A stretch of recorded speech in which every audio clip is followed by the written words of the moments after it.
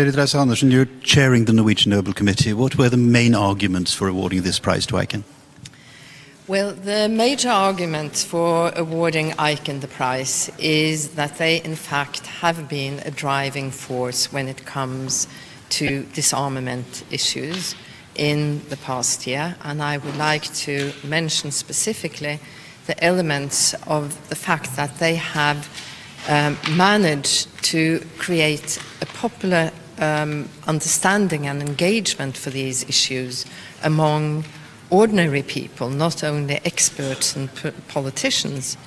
And they have also brought the debate forward by focusing so heavily on the humanitarian consequences of using nuclear arms.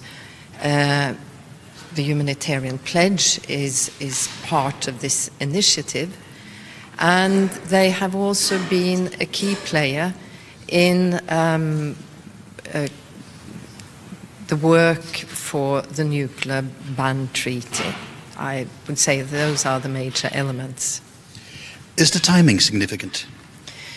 I believe so, because I do believe that people do experience that they are living in a more dangerous world, that the nuclear threat becomes more of a reality by the way different states have behaved in the past time. But also it is a deep tradition for the Peace Prize Committee to award prizes along these lines. Will it go over in history as a controversial prize, you think? I don't believe so, and when I gave my presentation and at the press conference, I underlined that in our mind this cannot be a controversial prize, because the goal of a nuclear-free world and of disarmament is such a shared goal by almost all nations, also by the nuclear weapon nations, because they have made such a commitment by the Non-Proliferation Treaty that they shall work for disarmament, and the goal is a nuclear weapon-free world. But NATO countries and others who are basing their defense and deterrence on nuclear weapons has said no so far in the UN, and the US is actively lobbying against it. Wouldn't that create some sort of controversy in the national governments and the political environment? Well, I hope it will challenge them. When I say encouragement, it is also a challenge. But it is obvious that a legal ban by an international treaty will have to be part of a solution. But it is not a sufficient solution in itself. And exactly the states you mentioned, they have other challenges.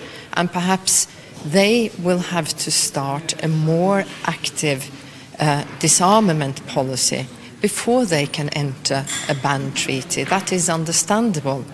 But it is also a fact that the non-proliferation states, they haven't been active enough. They have not proceeded to speed on the obligations they have under the treaty. So if there is a criticism in this prize, it is on that level, and the treaty is just one step of the strategy.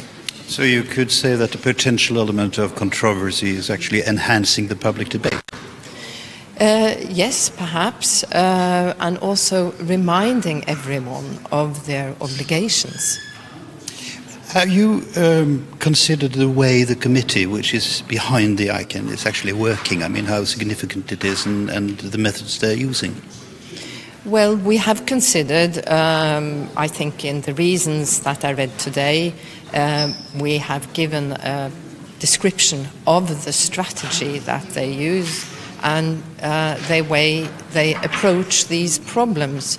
That is sort of three-folded, working for stigma, prohibition and arms reduction. That has been a central part of the reasoning why they were awarded the prize.